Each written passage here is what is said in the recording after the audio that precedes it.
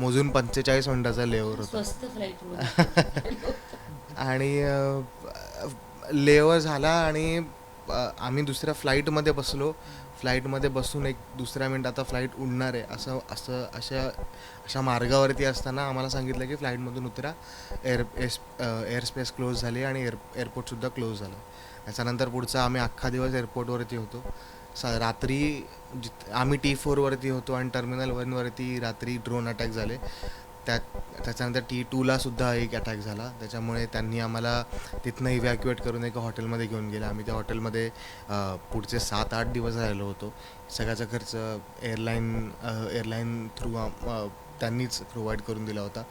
त्याच्यानंतर मधल्या या सगळ्या काळामध्ये आईच्या व्हिडिओनंतर एकनाथ शिंदे, देवेंद्र फडणवीस सर, त्याच्यानंतर त्यांचे O S D Manoj Munde sir, त्याच्यानंतर मुरलीधर मोहोळ सर आणि अगदी मिनिस्ट्रीमध्ये जयशंकर सर, त्या सगळ्यांपर्यंत मी अडकलो आहे ही गोष्ट त्यांच्यापर्यंत पोचली.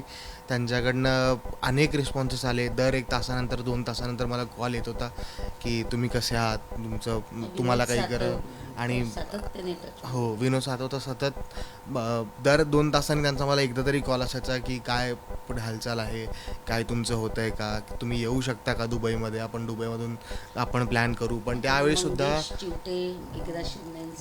त्यांनी सुद्धा आम्हाला कॉन्टॅक्ट केला होता.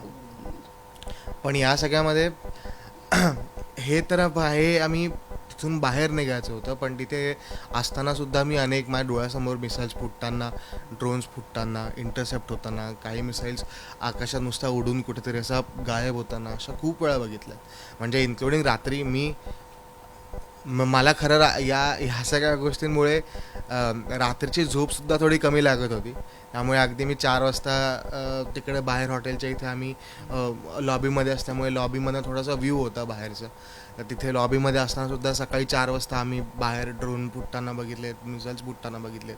एका दिवशी 14 मिसाईल्स त्यांनी इंटरसेप्ट करताना बघितलेत. त्यांचे आवाज, त्यांचे